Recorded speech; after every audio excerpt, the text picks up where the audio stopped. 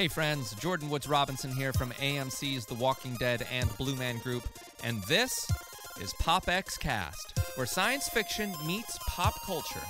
We're a geek podcast for geek culture, so are you ready to get your geek on? Sit back, relax, grab some gluten-free, non-GMO popcorn, and let's dive into the world pop culture bliss.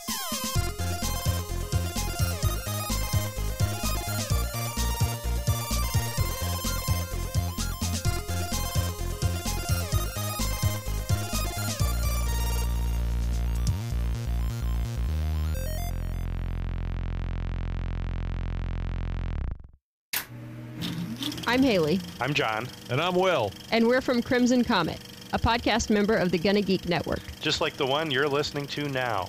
The opinions expressed are those of the individual host. Check out other podcasts at GonnaGeekNetwork.com and get ready, because geekiness begins in 3, 2, 1.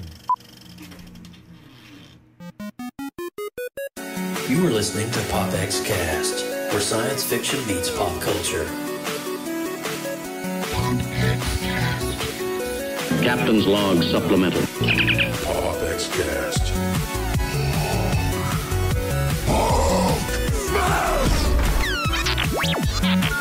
Hasta la vista, baby.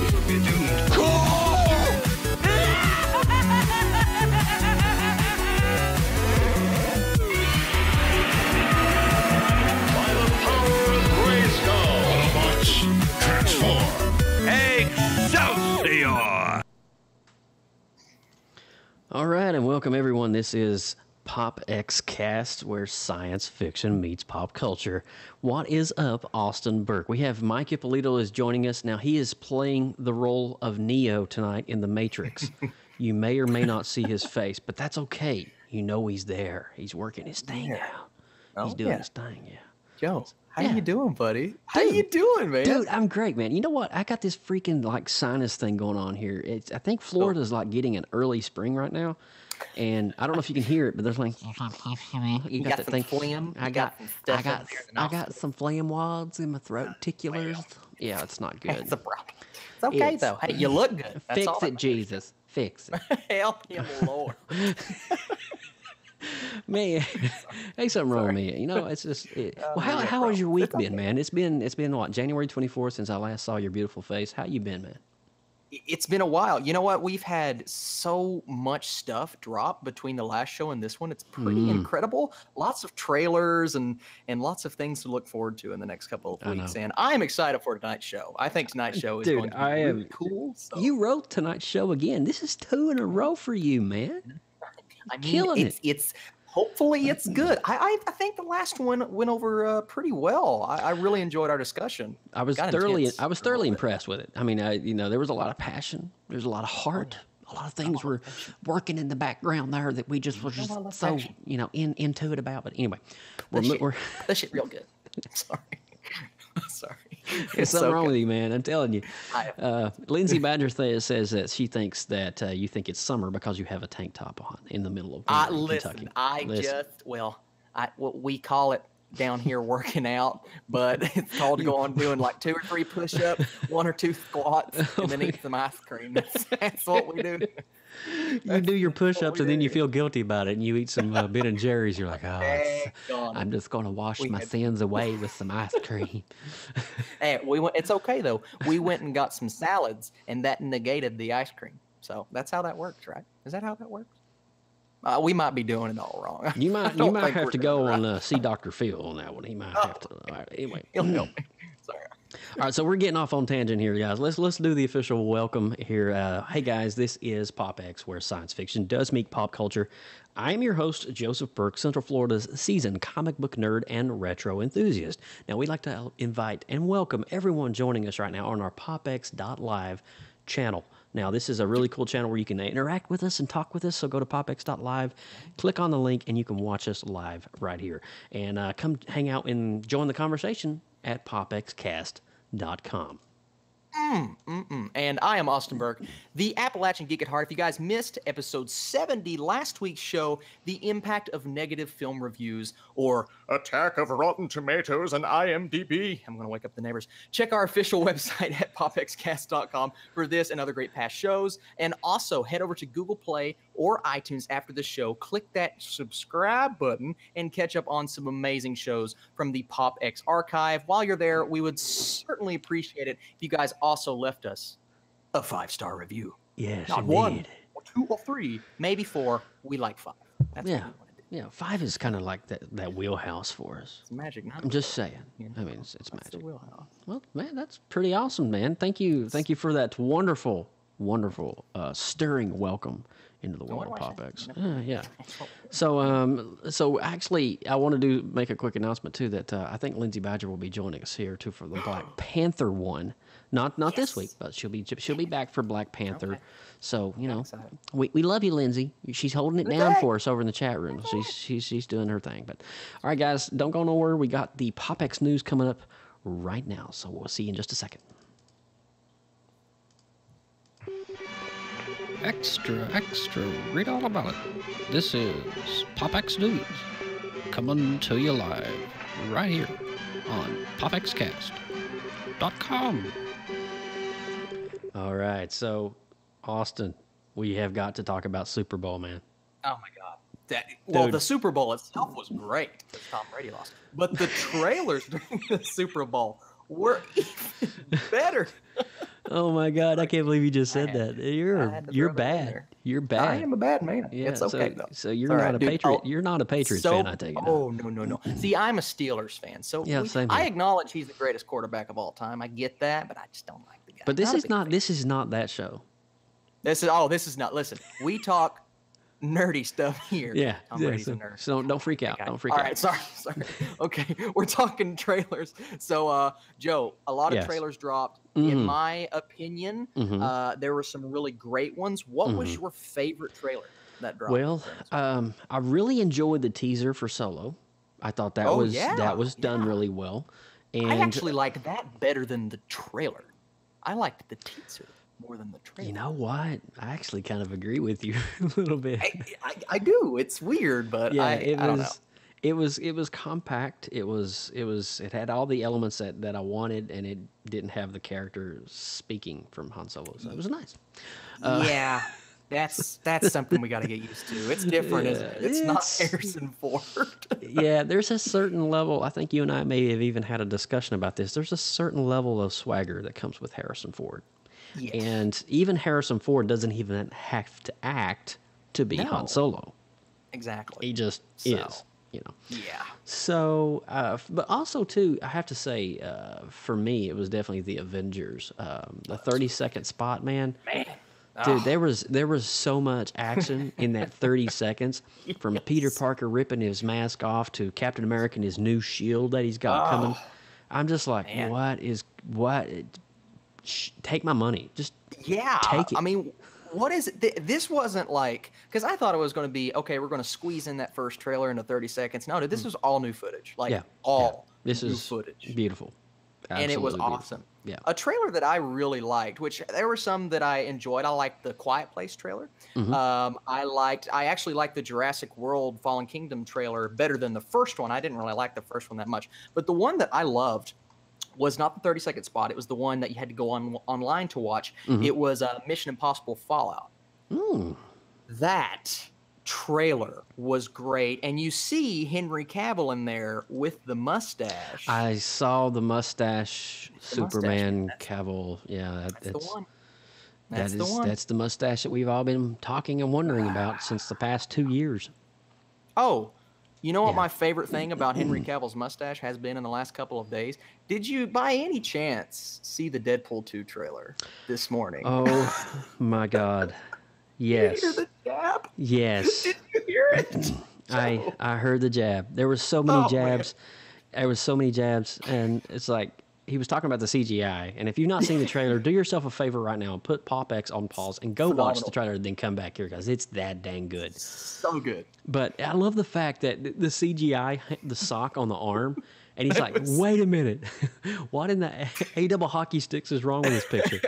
And then he just starts breaking out like Woody from Toy Story. Dude, he's got Disney jabs. He's literally making fun of everybody in this trailer. It's phenomenal. It is no holds barred with Wade Wilson, man. I'm just telling you. And then, right at the end of that trailer, we get some really awesome finished scenes. Yeah. And we get to kind of get a taste of what Deadpool 2 is going to be all about. I got to say, I'm pretty stoked for it. So if it's anything... Great. Did you notice something, though? What's that? I didn't know Terry Crews. You know Terry Crews. Big time. I know Terry. Yeah, big Terry. Yeah. Okay. He's in this movie. And there's a scene when they're in the back of a truck, and it's Deadpool. It's, I believe, I don't know if Cable's in there. It might be Deadpool and Domino. And then it's Terry Crews. He's a mutant. All right? And then there's 2 mutants behind them. Is that leading into the X-Force? Because they looked a lot like they were about to go into battle. I mean, they looked like they were ready. So the fact honestly, that Terry Crews is a mutant is cool. But honestly, I don't know where they were going with that. I know that Teenage Megasonic Warhead is back. I know that she's back, and then she looks awesome. And is Colossus back? Or I believe there's a behind the scenes photo of him and Colossus, and the guy who's voicing Colossus. So yeah, I think he's back, man. But where they're going with the team aspect, super interesting. Joe, another trailer I want to talk about real quick before we move on is the whole Cloverfield thing. Oh boy, that event. Okay. Oh boy. So Austin, give them the lowdown on this one. So here's what happens. They drop this tease during the Super Bowl of the new Cloverfield movie, and they're like, okay, this is supposed to be the movie that ties everything together and whatnot. And it was actually really cool what they did with the marketing. And then they say the movie is not coming out when it's supposed to come out. It's coming out tonight on Netflix. Tonight. And here's the thing. That was genius because the movie is not great.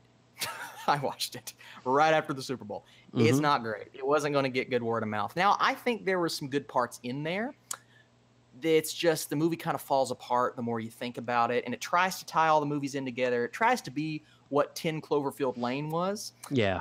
Be different, be its own thing, yet tie it all in together. It didn't do a good job. I've yet to see the movie, so I can't make my own assumption about it, and I'm procrastinating in watching it because I heard it's so bad. I'm telling you this though, I gave it a 6 only because it's so freaking off the walls. There are people's arms crawling around. They get sucked into the walls of the ship. None of this stuff is ever explained. It's never explained. You don't know why any of this happens, but it's so crazy and bonkers that I was sitting here watching it like, man, this is entertaining. It's almost like everybody smoked some like Flocka or bath salts. It's like, let's see if we can write a script to a movie, and that's what you get. Yes. This is the movie that was made with bath salts. It's so off the walls, but okay, the acting's good, and the way that they're presenting their lines are good. It's just nothing else is. You have to watch it, Joe. Yeah. It's a movie you have to watch. It's just one of those days. It's one of those days when it's raining outside and I can't go anywhere and I'm really bored and I have nothing else better to do. Why not just waste an hour and a half of my life and watch this tragedy? Yeah. I like the way you said that. All right, so I guess we're moving on here. Now, this topic is super interesting. After some rumors of Spider-Man maybe appearing in the new Venom, which blew me away, Tom Holland has been spotted on the set of Venom, but not as Spider-Man, as Peter Parker. Holland has been filming for the last few days for a cameo in the movie. Many fans have wondered whether or not the big screen version of Venom would be a part of the Marvel Cinematic Universe, especially since this movie is coming out through Sony Pictures, or what ties it would have been with Marvel Studios in general. So it seemed that Venom would be separate, but the appearance of Tom Holland on set only adds more questions into the mix, wondering how closely Sony's Spider-Verse will tie into the MCU. Now, another interesting tidbit that just came out this morning is the Venom trailer is dropping tomorrow. And we're talking February the 8th, 2018 in the morning. Will it be dropping is it Pacific time or Eastern time? Or is it or are they doing it like on Good Morning America or something? I thought they said it was going to be in the morning. Usually when trailers drop in the morning, they're around 9:30 Eastern. Okay. All right. So that's what I would say. Just kind of like Deadpool kind of surprised us this morning. I got you. I feel like they're pretty confident in this movie. Tom Hardy has been going to all of these different press conferences. He's been very ecstatic about this film. And the fact that Tom Holland might tie this into the MCU, dude, that's crazy. Well, honestly, though, it would not make sense. And getting back on this, the dynamic of having Venom and not having a Spider-Man in a Venom movie, it was kind of be like not having Deadpool in a Deadpool movie. I'm being real with you. I mean, because let's be honest, the symbiote first attached itself to Peter Parker, if you were following the story. And in Secret Wars in the early 80s, that's when Peter Parker found the symbiote and it attached itself to his Spider-Man costume. And behold, the black suit was born. And through, it brought Peter into a very dark spot. If you read the comics, and Peter became almost egotistical and maniacal and evil, and he had to get rid of the symbiote that was attacking his own very essence. And of course, we all know the scene that was portrayed by Sam Raimi's version when the bell came down, the bell tower. There was a version in the comics where it's like sonic waves that kind of released it from Peter Parker. Now, fast forward, we kind of seen a little bit of that from Tobey Maguire's, what do you want to call it? His Trinity or whatever you want to call it. But honestly, there has to be a Peter Parker in a Venom movie. Yeah. I mean, it's just like, how can you not have Pete in the movie in some way? I don't know. At this point, I feel like they're going the route that doesn't follow the storylines. And I hate to say that because, like, the fact that we're not getting... Or we don't know that, though. Well, we don't, but I mean... If Peter's only cameoing, there's no way, because when they do Black Suited Spider-Man, that's going to be a movie. I mean, it has to be a movie. They can't just skip over that. Or, of course, they could always go back and do a prequel. But I feel like they're going away from the comics. But I will say this. Tom Hardy as Venom, you can't get much better. So that's if they mess this up... Pretty good casting call. You can't ruin that, man. Yeah. You just can't. I mean, you can because Sony's done it before, but they've been doing good as of late. And I think the enthusiasm from all the cast members and the director, that has me pretty excited for this. It's still a better casting member than Aaron Aldrich for Han Solo. Yeah, it is, man. That's dude. Okay, we're tying it back in. That is going to take so much getting used to. Here's my thing about this guy is he's a great actor. We've seen it before. What was the Coen Brothers movie that came out a few years ago?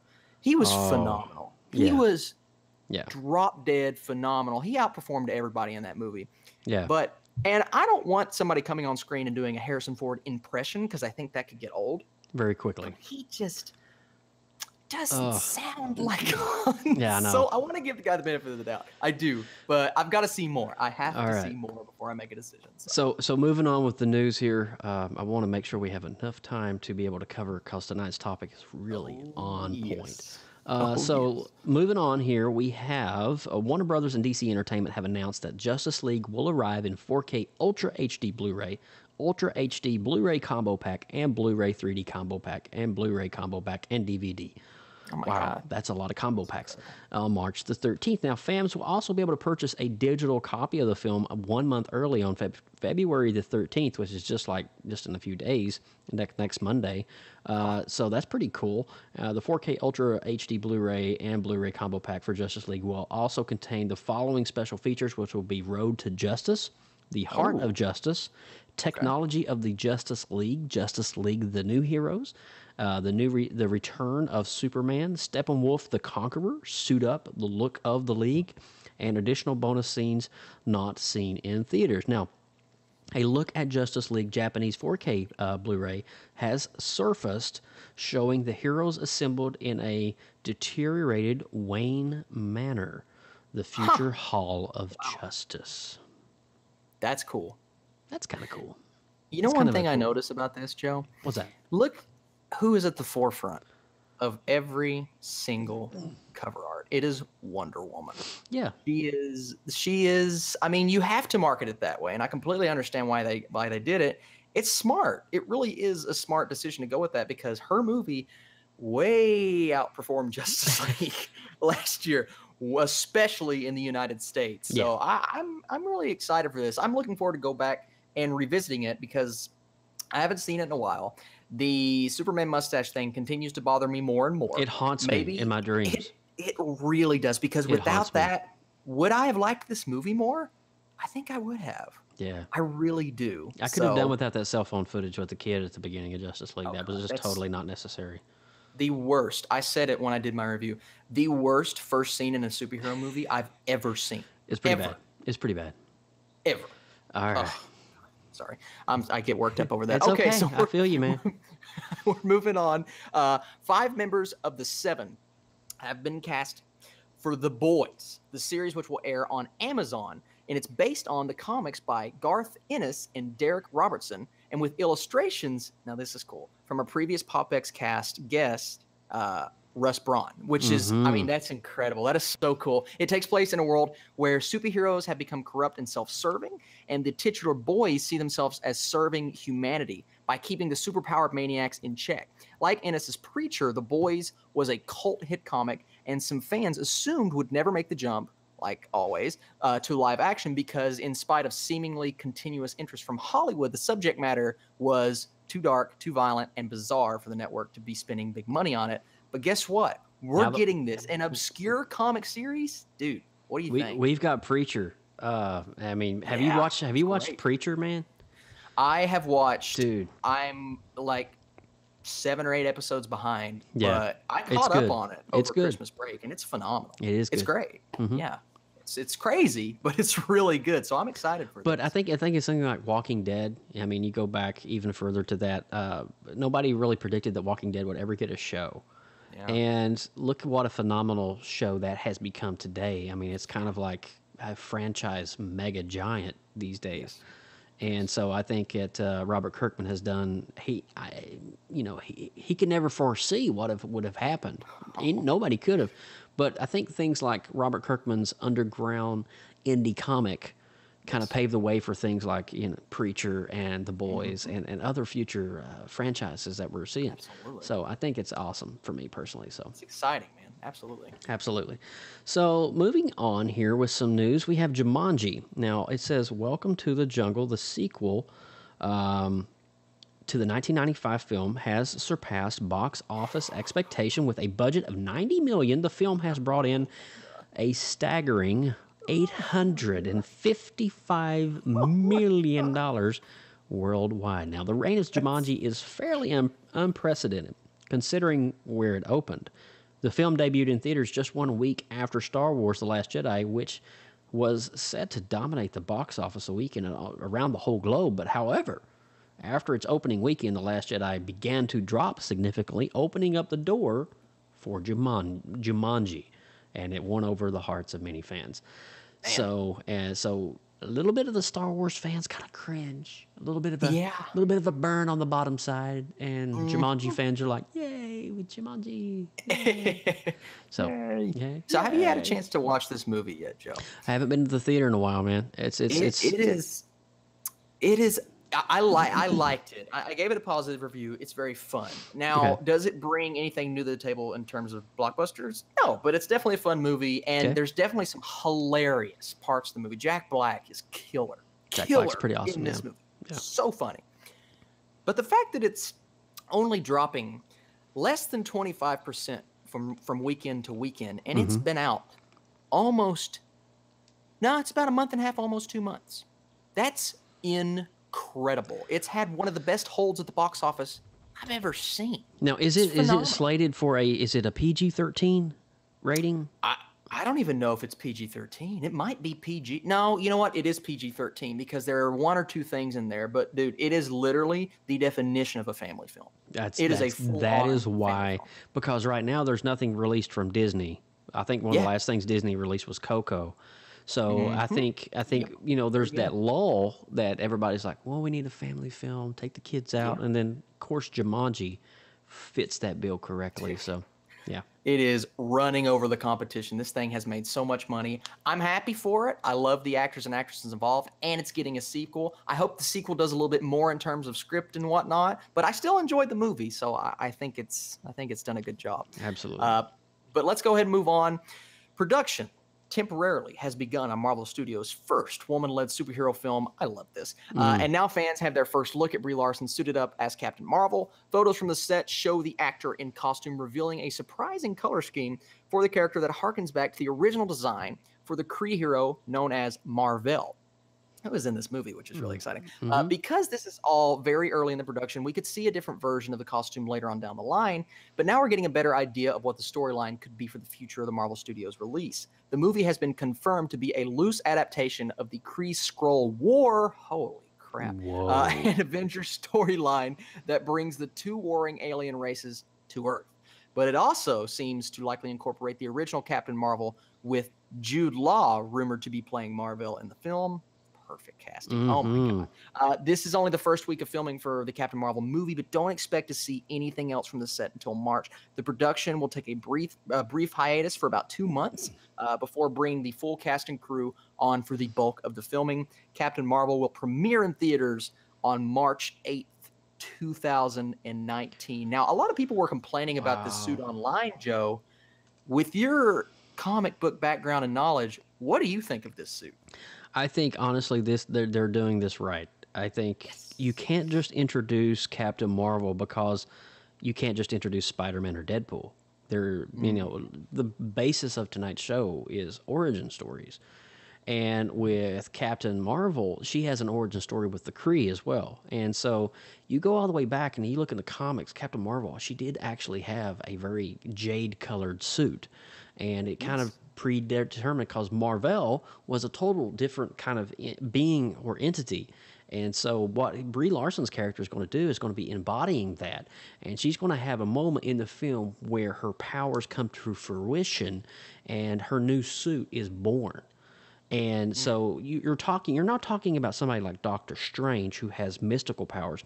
You're talking about someone who has, this is one of the first times this is introduced, cosmic powers. Now, you're talking about someone here in the Marvel Universe that is on the level of a god. So you think about Star-Lord's father in, Guardians of the Galaxy Part 2. Yeah. He was a ultimate being. You're dealing with that kind of universe where you're dealing with cosmic beings and not supernatural or mysticism. So Brie Larson's going to be bringing in, think Silver Surfer, for example. Silver Surfer is cosmic.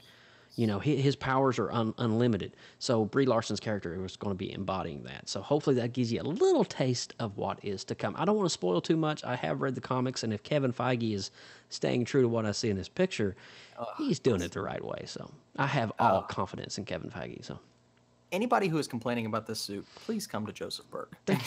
Ask him why her suit is not the right colors. That's all I have to say. Yeah. Well, you think about this too. You think about the Ant-Man. Think about Ant-Man. You think about Kirk Douglas's vintage 50s version of Ant-Man. Because if you go back and you look at those old, in Ant-Man 1, there's like flashback scenes when he was in the 50s, with the Nazis in the World War II. Yes. There was a different costume. It was a different age. It was a different version. So the same thing's going to happen here as well. So, but moving on here. So, I'm really excited for that. I can't wait for March 2018. So, all right. So, advanced sales tickets of the next Marvel film, Ryan Coogler's Black Panther, continue to break all-time previous records, causing the film to be tracked to make $150 million over President's Day weekend. But not everyone is happy with the buzz around the film. Now, a group of vindictive, supposed, quote-unquote, DC fans started a Facebook page to organize against the success of the Black Panther by using spam bots and troll the campaigns to destroy its Rotten Tomatoes score, which, by the way, is at about 100% the last time I looked. Now, the site responded, "We at Rotten Tomatoes are proud to have become a platform for passionate fans to debate and discuss entertainment, and we take that responsibility seriously. Now, while we respect our fans' diverse opinions, we do not condone such hate speech." Now, our team of security, network, and social experts continue to closely monitor our platforms, and any users who engage in such activities will be blocked and banned from our site, and their comments removed as quickly as possible. Now, that gives me some reassurance. Finally, in a surprising move, Facebook has taken action and removed the page and the events from their own website. Now, Facebook has yet to take to make a statement about the removal, but it is surprising that the social media mega giant took this kind of action in such a quick form, as has previously been slow to remove hate groups and its known bots from its platform. But Facebook finally grew a pair and said, we got to do something about this because this is not good. So I applaud Facebook and Didn't we have a conversation about this? I believe it was our last show. I believe it was just like 2 weeks ago. What? I mean, what phenomenal timing. We did. Yeah. What phenomenal timing for this group to rear its ugly head. And I actually heard a rumor that maybe not the same guy in charge, but I heard a rumor it's the same group of people that messed with the user score on Rotten Tomatoes for The Last Jedi. Really? I heard it's the same group of people. Now, they weren't as vocal about it, but there was a Facebook page and there was a spamming of sorts on that Rotten Tomatoes score. Wow. Because like I said, you go on IMDb, the user score is a 7.5. You go on Rotten Tomatoes, it's 48%. And if you look at the individual scores, there's a lot of 1s out of 10s and a lot of half stars out of 5s. I don't buy that. I think honestly, if our viewers want to understand more about what is going on behind the scenes and why they're doing what they're doing, go back to our previous episode, episode 70, where Austin and I actually talk about this, and we give you some very inclusive details on what's going on behind the scenes, because we all know that this has become a huge problem, especially for mega blockbusters. Even like Star Wars got the brunt of it, man. Star Wars kind of got reamed big time because of this. But definitely check out the impact of negative film reviews, the attack of Rotten Tomatoes and IMDb, because that is going to give you kind of an idea of what's going on here. And it's just hate groups. They're just hating. It's just all they do is they just get on there, they register, and they click dislike, or they click 1 out of 10. So stupid. Amen, brother. Stupid. Amen. All right. So, yeah. So this week, you want to do the hit it of the week? Oh, let's hit it, baby. Hit it of the week, baby. Journalist Josh Jones created an interactive map for Special Request magazine that traces every leap Sam Beckett took during the Quantum Leaps series run. Wait, what? This is okay. Every leap? First of all, is that who even takes possible? time to do this? But the fact that they did, come on, man. That's awesome. Dude. With every episode title and description available for those who want to match the leap with the location using Google Maps, Jones marks a total 93 Oh my God, look at that. Look at that. across 5 seasons, with the second season having the most leaps out of them all, 22, one more than every following season. Most of them took place in the United States, though there are a few in Europe, along with one in Egypt and another in Japan. But it looks like Sam never managed to leap in Central America, South America, or Australia. Oh my God, Joe. What is his beef with Pakistan?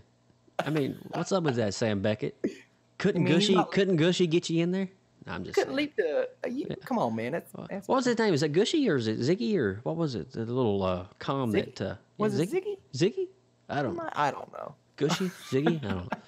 All I know is he did a lot of leaps, Joe. Yeah. There were a lot of leaps. Dude, you know what? I grew That's up on cool. Quantum Leap. I grew up on Quantum Leap and MacGyver. My dad loved Quantum Leap, and he Dude. showed me Quantum Leap. So the fact that somebody will go back and do this, that's cool. That's passion. That's some passion right there. Man. That's love. I love that. That is cool. That is a really cool hit it of the week, man. We hit it, baby. That's You know how we do. legit.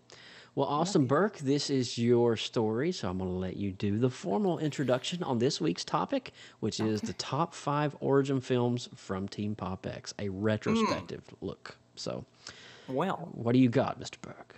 I mean, a little movie by the name of Black Panther is coming out, I believe, next week here in the United States. Yes. And Joe, I have a question for you. Yes, Where sir. in the world would we be without the origin story? I mean, well, you got to have that one story, and out of that one story becomes a franchise.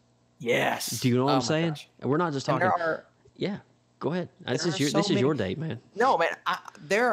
You nailed it, though. Without the origin story, we wouldn't have all of these movies. We wouldn't have all these successful comics without the successful origin story, which people like Stan Lee nailed the first time around, which is why we have all of this stuff. And I don't know if you guys know this, but the first, here's a fun fact for you. The first comic ever created about a superhero was actually centered around, wait for it, his origin story. It's amazing. It's amazing. You would think that, no, the first one's the origin story. Applause from everyone. Thank you. For real, the origin story of a hero is occasionally the most interesting story that can be told. And the fact that we have enough movies right now in 2018 about the origin of our favorite heroes, and not just superheroes. We're talking origin stories in general tonight. So prepare for a lot of pop cultural references on this show. We have enough to make a top 10 list, but I mean, we're spoiled as superhero and comic book fans. But today I thought we could shrink that number down to 5 and talk about our 5 favorite origin stories in that order. This is the perfect show for this kind of thing because our lists, Joe, are completely different, and I know people are going to love that. I love that.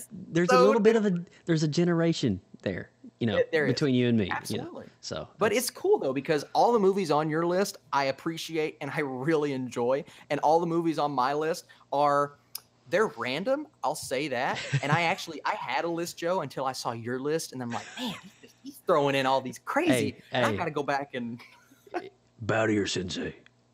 Bow to your sensei. You made me change 2 on my list. So, Joe, how do you want to do this, man? Do you want to go back and forth? Do you want to crack your top 5? How do you know what? I think what we want to do is I'll do my 5. You do your number 5. I like that. We'll just go back and forth. I like that. So I think honestly for me, when Austin approached me with this idea, my first thought was superheroes. And I started going back, and I'm like, I want to write down my top 5. So it's definitely this one. It's definitely that one. Oh, my God, I got to include. And then I started really thinking deep within my heart, like, what are the films that my father showed me or that I saw as a child that today has become epic franchise hits because of this one movie that was made in the 70s or 80s. And then I kind of sat back for a minute, and then I started thinking about those first loves in my heart, the ones that really just you feel emotionally attached to the character, and it brings you into a state of mind where you just feel like you're living vicariously through every move and action that they're making. And for me, I got to go all the way back to 1976. And it was one of the first films my father ever showed me. And this movie doesn't have a lot of vulgarity. It doesn't have a lot of profanity, but what it has is heart. And I'm talking about Rocky from 1976.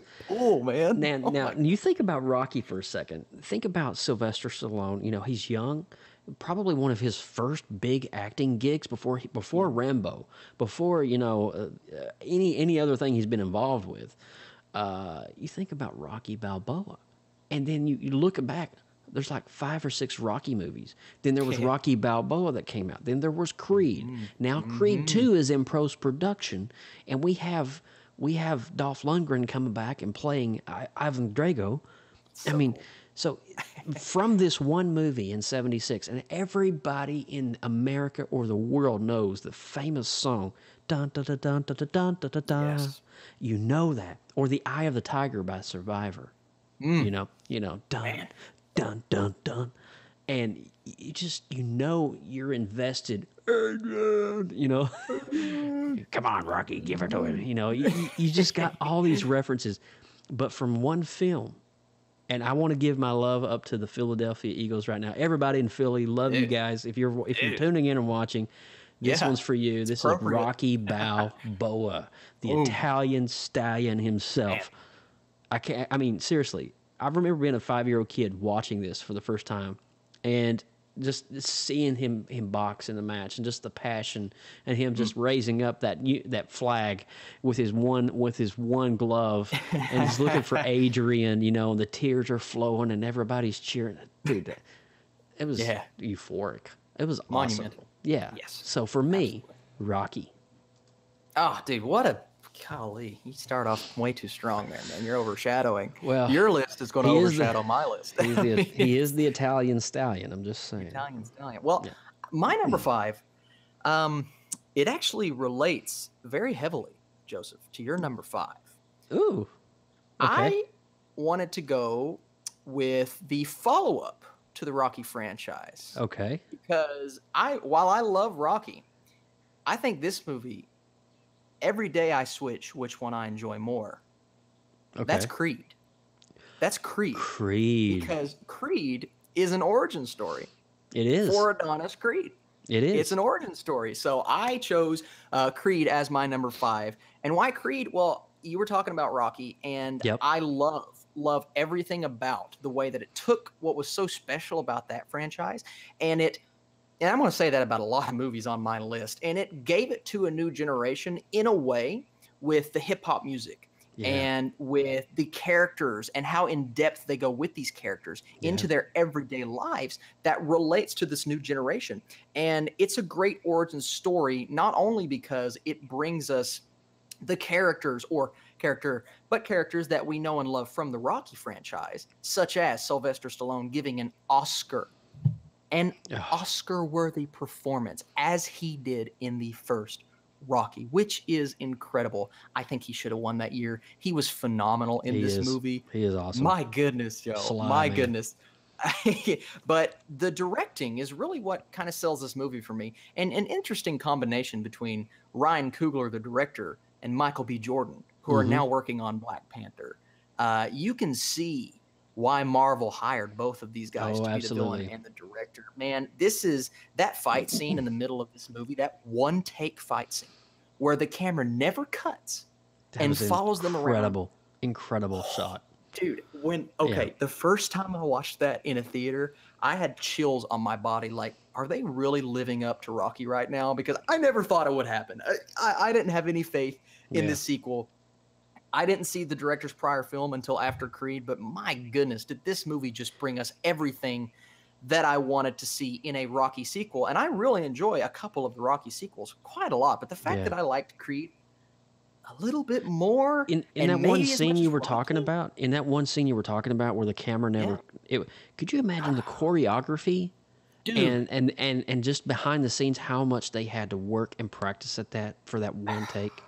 Yeah, and apparently Michael B. Jordan actually got hit in the face during that take and actually got back up and continued to go.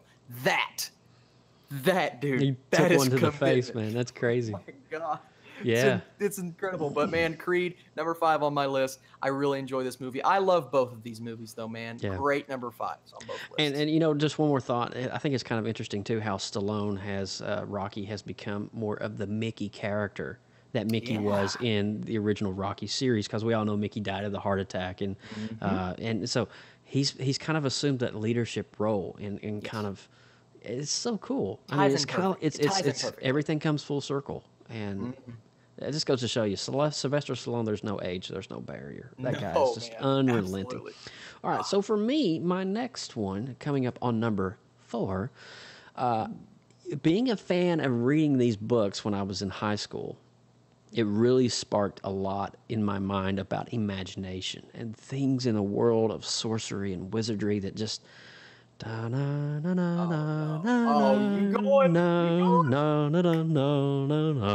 All right, so Harry Potter and the Sorcerer's Stone. 2001, this movie was released, and I watched it in the theater for the first time. I just got out of college, just graduated, and this movie came out. And, of course, the Sorcerer's Stone book had been out for several years, and I had read it. And so in my mind, I was like, I can't wait to go to the theater and see, you know, the floating candles and how they do the sorting hat and all of this. And there it is. And I'm like, whoa, that is beautiful. And, you know, it was unreal. And you think about the origin story of Harry Potter, how it has not only just spawned 8 films, of course it's according to the 8 books, but now J.K. Rowling is writing a post-Harry Potter manuscript that's going to be like, I don't know if it's been put into a play or a film or a book. I think it was a play, and there's rumors going around that they might adapt it into a movie. So see, and well, you think about this too, it even spawned Fantastic Beasts, Somewhere to Find Them. Yeah, no, and another franchise. Another franchise on top of a franchise. Man. So that's Harry Potter and the Sorcerer's Stone. Can I give it up for 2001? Is there any Harry Potter fans? I mean, come on, Harry Potter. You can. I mean, when I go to Universal Studios, I have to have butterbeer. Oh, yeah. I have to have butterbeer. I mean, it's just like one of those things. It's just like you got to go. But a shameless plug for where I live here in Orlando. If you've never been, you need to go to Diagon Alley in Hogsmeade because, my God, you are walking in the middle of a magical area that is just totally immersive, and the fire-breathing dragon and the goblet of fire, and it's overload. It really is overload. Yeah. There's too much to look at. But I do want to say that, though, if you ever get a chance to vacation in Orlando, you have to go visit the Wizarding World of Harry Potter. Man. But getting back to the film, spectacular. And I'm so blessed that this is a part of my life and my childhood because I read these books as a child. And, you know, just seeing these movies and just going through them. Every once in a while, like every year or so, I'll go back through all the movies. And I'll rewatch them from number 1 all the way through, just because I can, you know. So, dude, that movie is literally so magical. Like every aspect of most of those movies. There's only 1 or 2 that I'm like, those aren't as good as the other ones. But man, that whole franchise, it's great. I don't think we'll ever see another franchise where every single movie is at least good. Yeah. That's with that many movies. I mean, that's phenomenal. And Voldemort. I mean, Harry Potter. For the ages, and a score from John Williams that is played. Come on, John freaking Williams. My God. He does it all, man. But that's a great choice for number 4, man. My number 4 is another story that you could say is, well, it's not magical at all. It's actually the opposite. We often forget how important Iron Man is to the MCU. And this is a movie that never really adapted the magic, the fantasy, the outer space. It was a true-to-form origin story that centered around a guy who created a suit and had the means to because he is so daggone rich. And smart. So everything about this movie, now you get later on to the MCU, of course it gets a little outlandish, but they're still great. But everything about this movie is so realistic to me, and it's one of the reasons why Iron Man is number 4 on my list. Jon Favreau is straight up brilliant when it comes to filmmaking. I mean, he's brilliant, man. Yeah. And this interpretation of Iron Man, the fact that Robert Downey Jr. had to audition for this blows my mind because you look at the man, you set eyes on that man, and you see Tony Stark. That's all you see. That's all I see. Yeah. It's phenomenal. And I think the way that he captured this character, it's the first time I ever said, other than Hugh Jackman, which even him at times, he was in some movies that were pretty rotten. Let's get that out of the gate. Yeah.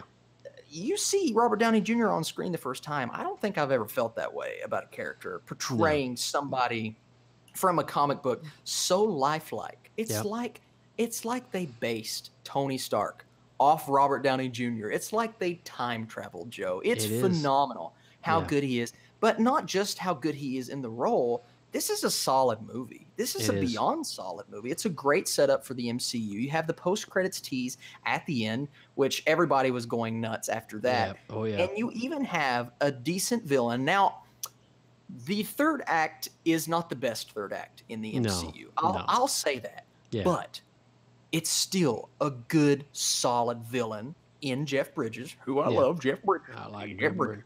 Yeah. He's great. Yeah. And this movie just kind of delivered for me on every level. And without Iron Man, where would we be right now? And, you know, I think Iron Man, even the story and the setting of Iron Man in the Middle East is very timely. It is. It's very timely considering, you know, where our nation is today. And just some of the things that we have to, you know, I don't want to say deal with or experience, but some of the things that we have to face every day. Absolutely. And so I think that the film itself kind of embodies the true nature of the American spirit, if you think about it. It does, man. And rewatching it, I actually rewatched it a couple weeks ago with Madison, and you forget how, like you said, timely it is, but you forget that he goes overseas and he's basically fighting for America. He's doing what Iron Patriot ends up doing in the other movies. So he's fighting for his life. I mean, he's fighting. I mean, I mean, I don't. If you've never seen the movie, I don't want to spoil it for you, but you know, he does win. Hello, eight films later. Yeah, get on that. But Iron Man is a well-deserved place on my list, and I'm glad it's number 4. It's a great movie. Well, I'm going to switch things up, and I'm going to actually go to the opposite side of Marvel and go to DC now. Ooh. And this was the second film my wonderful father introduced me to. And I remember, before I say the title, my father, back in the day when you would you put your VHS cassette into the VCR and you would set the timer to record at a certain time, and then it would record. I don't know if you've ever, you weren't part of that era, Austin, so you would have no idea what I'm talking about right now. I don't. So there was these random months out of the year when the movie channel would be free. All right, so they would give you a free preview of the movie channel. Okay, and in that would be just happened to be some really awesome blockbuster films. And my father wanted to watch a couple of these, and he recorded them. One of them was Back to the Future. Now, that's another origin story I'm not going to even talk about. But this one that I'm going to mention, I would come home from school and watch it almost every day of my life. And then I would back it up and rewind it and watch it again.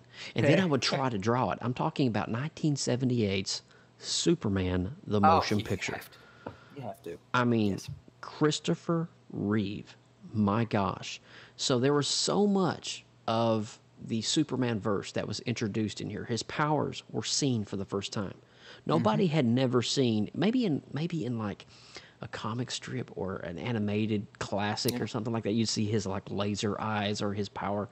But Superman kind of went back and embodied the traditional powers of Superman, where he can fly so fast he could turn back time, or he can beam himself up on a railroad track and let the train roll over his back, And so we saw.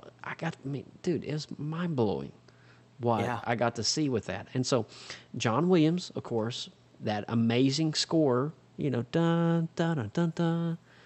Dude, I mean, come on. Chills. Chills. But for me, you think about this movie, Superman. All right, so there's 3 sequels. Then there's Superman Returns with Brandon Roth. Yeah. And then you have, of course, Henry Cavill bringing it back with Man of Steel. But it's just ongoing. And even today, a lot of people that your old classics will be like, "Who's your Superman?" Everybody say Christopher Reeve. Just like when people will say, "Well, who's your Incredible Hulk?" I'm going to say Lou Ferrigno. But, it's that kind of thing. And then, Gene Hackman, he played Lex Luthor, and he kind of was a bumbling idiot, but it was okay. Great. Yeah. And, then we had the introduction of Zod in Superman 2. Now, a lot of people don't know that Superman 1 and Superman 2 were actually filmed simultaneously. Oh, cool. And so one was released one summer, and the next one was released the next summer. It was all a continuity thing. So when you watch Superman 1, you have to watch part 2 because it literally picks it right up right at the end of it. That's cool. So, That's awesome. But Superman, the movie, definitely 1978, represent for sure. Oh, man, you said, where would we be? I said, where would we be without Iron Man? Where in the world would we be without Superman?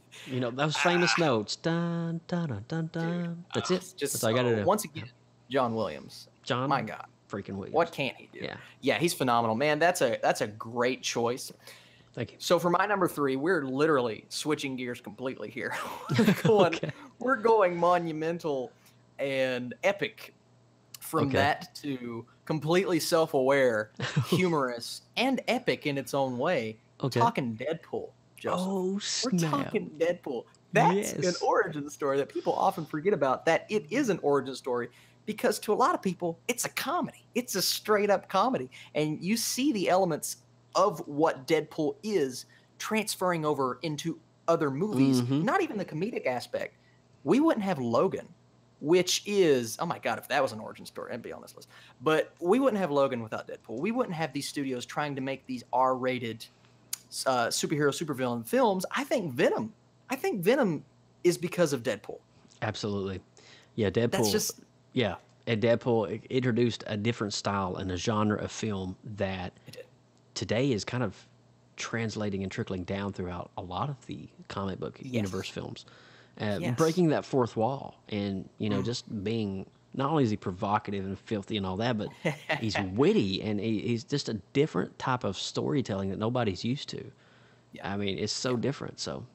Absolutely. And Ryan Reynolds, I mean, we talked about Robert Downey Jr. earlier, portraying a character so perfectly. Ryan Reynolds is another example of how perfect this casting was. And it wasn't even casting. I mean, he's going to deny it, but I think he was part of the reason why we got this movie because that test footage was not leaked by some stranger. It was one of 3 people. I think it was a collaborative effort by all 3 of them. This is success because of the fans. I mean, the fans saw this test footage. They said, we want this movie, and they delivered, man. This made so much money. And the second one, the fact that it's dropping 2 weeks after Avengers Infinity War. Avengers Infinity War, and we are saying, man, I hope it doesn't affect Infinity War's box office that much. Because there is a real possibility it's going to. Yeah, because let me be honest with you. There's a lot of people right now that are kind of getting, I don't want to say like jaded to the whole MCU, but when you think about Deadpool, there is a entire collective universe of people out there that are Deadpoolites. I mean, you got Gwenpool, Dogpool, Deadpool. Yes. I mean, you've got and cosplays. If you ever been to a con, the number one cosplay is some Deadpool. Form of a Deadpool. Oh, God. Oh my God. It's crazy. I went to a Tampa Bay MegaCon and there was a Captain America Deadpool. What? It's okay, awesome. Now that's cool. Yeah, that's cool. It's pretty cool. Yeah, but that's just a testament to how impactful this character is, how awesome Ryan Reynolds is, and how psyched we are for a sequel to a movie for a character that we never thought we would see on screen. That was rated R. Man, this movie is great, and it's my number 3. Yep. Oh, so good. And we got to see his origin story in this film too, how he was made and created. So that needs to be mentioned as well. Absolutely, man. All right. So my numero dos. Oh, okay. So now this one's going back to my earlier childhood, long before the wizarding world of Harry Potter. Okay. Long before the world of Harry Potter, there was another magical place. In the land of the Shire, in a hole in the Hobbit, in the middle of the earth, lived a little hobbit by the name of Bilbo Baggins. I'm talking about The Hobbit: An Unexpected Journey. There you go. I like that. You know, we had Lord of the Rings trilogy. All right. Okay. So we had that, and that's great. I mean, but you got to go back a little further before all of this happened. You know, you got to go back to The Hobbit. Yep. And for me, when I read The Hobbit, I remember sometimes I would like close my eyes and just imagine these scenes with like Smaug the dragon. You know, what did he look like? What did he smell like? Did he smell like smoldering coals? I mean, you think of this as an 8-year-old child and you're reading this book for the first time, and then the cartoon comes out, The Hobbit. Yeah. And in the land of the Shire lived a little boy. You know, I'm really like dating myself right now, but come on. What's not to love about The Hobbit? I mean, absolutely. So it was really awesome for me to be able to see. It might not be the best trilogy, the Hobbit trilogy, because some of it was partially rushed with Peter Jackson, and some of the scenes are a little rushed and not finished or polished as they would be. And I got to go back though. This kind of spawned. It's a 6-film franchise. You know, from one base book. From one book, J.R. Tolkien wrote The Hobbit very early in the 60s. And then from that started Lord of the Rings, the Fellowship of the Ring. So, you know, it was inspiring for him. If it inspired Tolkien to write an entire Lord of the Rings trilogy. Yeah. So. Yeah. That's impressive. That's, for me, though, sometimes when I'm like, home alone at night and my wife is sleeping and she's a nurse and stuff, she goes to bed early, I'll break out The Hobbit or Lord of the Rings trilogy. Nice. Okay. And just kind of refresh and just go through those moments, you know. So yeah. There are some phenomenal moments in that first Hobbit movie. Yeah. And I even really like the second Hobbit movie as well. I think Smaug is a great film. The third one kind of falls apart for me, but it's a phenomenal origin story. Yeah. And Bilbo, I mean, that is centered around him and his characters. That's a great pick, Joe. We're talking digging deep. Now, I'm digging deep, and I ain't digging deep in the world of fantasy. We're going to switch gears. We're going to sci-fi. Now, I didn't include any of the Star Wars movies in this list because there are so many origin stories. You don't really know who to focus on, and they would take up the whole list. So I'm talking Star Trek, and I'm not talking the original Star Trek. I'm talking about the origin of our favorite characters. And we have to remember, these movies, they tie into each other. Of our favorite characters from the original television series. What J.J. Abrams did, first of all, with The Force Awakens, but what he did with this movie, man, was such a difficult task because nobody wanted to see these characters back on screen with a new cast that was cast perfectly, in my opinion, but with a new story. And how in the world is he supposed to tie these two things in and give us the origin of Captain Kirk when we love William Shatner so much? But he did it, and he gave us the Star Trek for a new generation. I think this film is vastly underappreciated. I do, because you go back and watch it right now, if this movie came out with the same anticipation level of Star Wars The Force Awakens and people flocked to the theaters, this could go down as one of the most monumental movies of all time, because the action, the plot, the characters, the story, the relationship between Spock and Kirk, and it carries into Darkness, and you have that moment between them where you see how that started from this movie and how they become the Spock and Kirk that we know and love from the old series. And then you have the tributes that they do to the old cast. This movie, man, it does it all for me. And I remember sitting and watching Star Trek with my dad when we were younger. Because Same here. He loves Star Trek. And in the back of my mind, I'm like, what if they brought this back? And what if they gave this to a new generation? And they did it, and it was awesome. And Joe, I love this movie. I know, man. That's all I went and saw Star Trek in IMAX when it first came out. Ooh. And I'm talking about the one with Chris Pine and Zachary Quinto and all that. And it was unreal. It was unreal to see that on the big screen and just hear those old traditional 50s sounds of the ship and the board and the bridge. You hear the elevators open up. And the music, the dun dun dun dun dun. Oh. Dude, gives me chills. I know. So guess what, Austin? We have reached our number one. That's insane. Hey, Joe, before we do our number one. Yes, sir. Do you want to do a few honorable mentions? Because I have a few I wanted to I have an honorable mention as well. I was going to combine my honorable mention with my number one. Yeah. Okay. So. Well, I have a few. I actually have a couple. These are some of the ones I had to take off the list. Man of Steel, Wonder Woman, Casino Royale, that's an origin story. Of course, Harry Potter, X-Men First Class, it's origin for the entire group. And then I said Star Wars, The Godfather Part 2. That's a cheat code, man. That's a cheat code. You can't put that on this list because it's automatically number one. So those are my honorable mentions. And now we've reached number one. Well, for me, honestly, for my number one, it was so hard to decide. And I was actually been wrestling with it for the past few days. And I'm just like, I'm a big fan of both franchises. And you've already mentioned number one. Number one is Deadpool.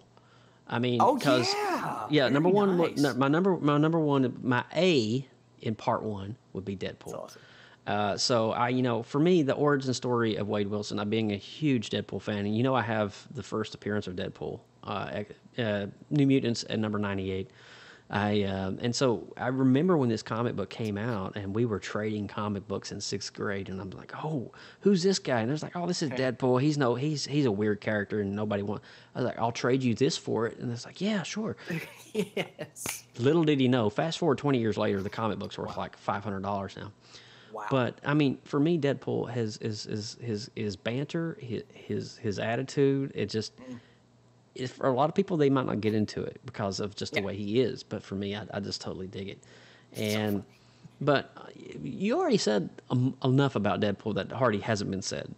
Okay. So on the /B side of of number one, I'd have to go with The Conjuring.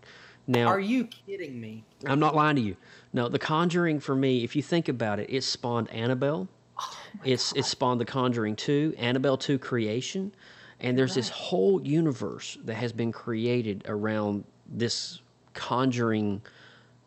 I don't know who the characters, the Annabelle doll. It's all been it's the same kind of demonic entities within all 4 of the films. And for me, The Conjuring was just like, that was one of the most scariest films I think I've seen in a long time. It was really awesome, and it really got me many, many times. The scare tactics in it, and. For me, I mean, it's one of Alex and I's favorite films. So every time a new part of that, whether it's Annabelle Creation, we went and saw that in the film just a few months ago. We've seen every one of them in the theater as well, as a matter of fact. But for me, I kind of gravitate towards the horror films because I like the horror. I was raised on Freddy Krueger and Jason Voorhees and Michael Myers, and Conjuring kind of brings a new element of the horror genre into the new age. So, Conjuring. Joe, can I add that to my number one? I'm sure. serious.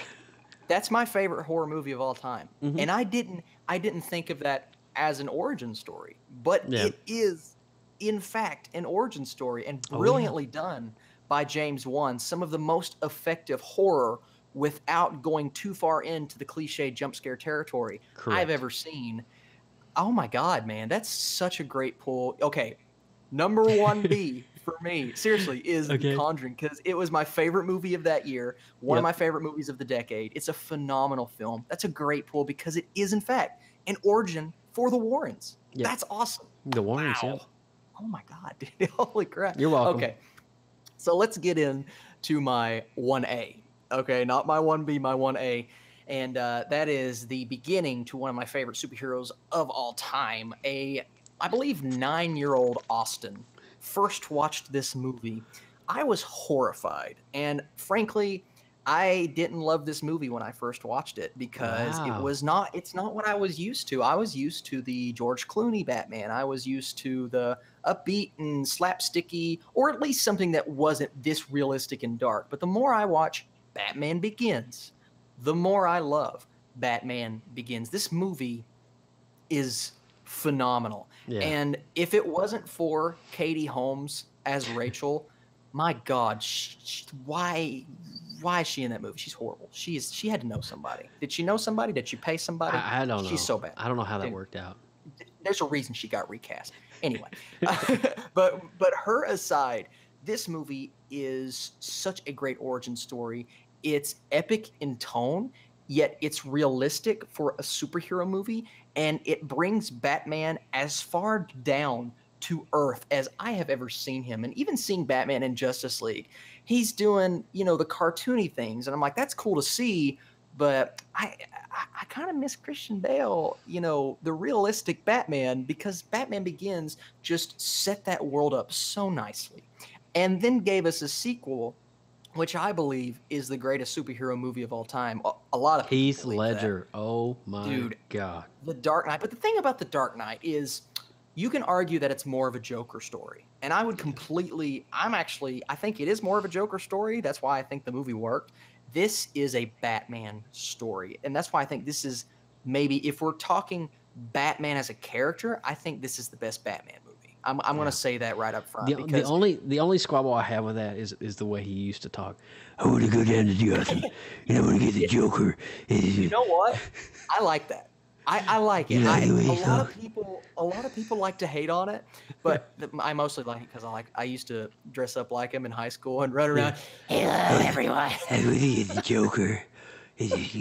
Harvey. I would slowly sound stupider. I went from hello to hello, everybody. We're getting off topic right now. We're getting off topic. We are. That might be why I enjoy it. But these movies are the best showcase of filmmaking that I've ever seen in superhero movies. Christopher Nolan is phenomenal, and Christian Bale does such a good job at merging Bruce Wayne and Batman. He's my Batman just because I had to get accustomed to him, of course. But then once the Dark Knight comes along, that could change. Of course, mine's Michael Keaton. I have to go with Michael Keaton. Michael Keaton's a great Batman, and there are people who will argue Ben Affleck at this point in time. And now I was on that train for a little bit. I'm like, you know what, Ben Affleck might be great, but I went back and watched Batman Begins the other night, and holy cow, if I wasn't immersed on the edge of my seat watching this movie for maybe the 20th time in my life. It's a 2-hour and 20-minute film, and it feels like 30 minutes. It's just such a good movie. Then you have Liam Neeson. You have Scarecrow, who is a horrifying villain. Every aspect of this movie works for me. It's the perfect origin for this generation's Batman, and I think it gave us one of the greatest trilogies of all time because it worked so well.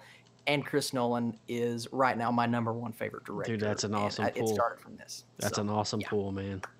1A, man. Well, there you got it, man. There's our top 5 origin films of all time from Team PopX, and that's kind of been our retrospective look at all things nerdy and origin. So hopefully if you like something on the list and maybe something you've seen before but we've mentioned it, now you've got to go back and rewatch it. That's kind of what we wanted to. We want you to enjoy movies for the way they were filmed and enjoy movies for what they are, because at the end of the day, we want you to make your own predictions and assumptions, and don't go by what others tell you. Watch the film for yourself and enjoy it, especially the origin stories that we mentioned here tonight, okay? But you ready to wrap this thing up, Mr. Burke? Buddy, what a great show. Let's wrap it up, send these people home and watch some movies. Okay. All right, guys. As always, if you see something exciting on the shelves at your local comic shop or in the theater and around geek culture in general, let us know on social media with our hashtag YoPopX. Now, if you go see Black Panther coming up next weekend, make sure you get a selfie with a bunch of your group, or if you're at the first front row, wherever you want to be, get a selfie, hashtag YoPopX, and let us use that on next week's show when we do the Black Panther film review, okay? So definitely check that out. Yes, and we are also part of an amazing network called the Gonna Geek Network for all things even more geeky. Head over to GonnaGeek.com and check out some amazing podcasts on our home network. Also, we have the social medias. You can find us on Facebook, Instagram, Tumblr, Twitter, Pinterest, all at PopXcast. Send us comments and suggestions via email at popxcast@gmail.com. Also, for future and past shows, visit our official website, www.popxcast.com. I am Austin Burke at the Burkinator. Download the Stardust app. I just started using a brand new thing called Letterboxd, where I am doing written reviews for movies. So Letterboxd. Letterboxd, BOXD, and Austin Burke on there. I'm doing some written reviews, some nice little paragraphs if you're into reading. And hey, Joe, I'm going to attempt, don't tell anybody this. Okay. I'm going to go watch the new 50 Shades movie and review it this weekend. Oh, my God. I know, man. I do it. I've lost all respect for you. I know. I do it for the YouTube, and Okay. We'll see. I don't know, man. Is that an origin story too, Austin? Oh, God, I hope not. Okay. All right, guys. So that's it for PopXcast this week. I am Joseph Burke at Joseph Burke Arts all over the web. And hats off to amazing Team PopX. Mr. Mike Ippolito in here on a work night. Work night. Look at it. Love you, Mike. This is for you, buddy, all the way up in Atlanta. All right, so be sure to join us here on February the 18th. Next week is actually opening launch for the Black Panther. So go out and see it on Friday, February the 16th. I'm going to be seeing it on the 15th on premiere night. So it's going to be really awesome. We'll be having my posse together. Definitely go check it out, and then come back here on PopX on February the 18th, 9 p.m. Eastern, for the Black Panther film review and more. And that is when we'll be back here in just 2 weeks. So from all of us here at PopX, thanks for listening. And you got anything closing here, Austin? Anything you want to mention or throw a plug or what?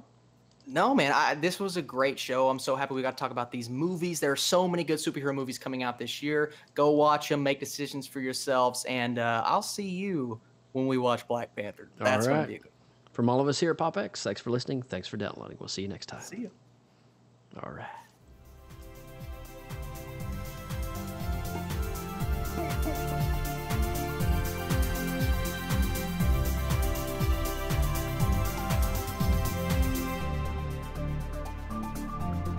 From everyone at PopXcast, thanks for listening. Be sure to give us a 5-star rating on iTunes and subscribe for more great content. Drop us an email, popxcast@gmail.com. Follow us on Twitter, Instagram, Facebook and YouTube, all at PopXcast. Get your geek on.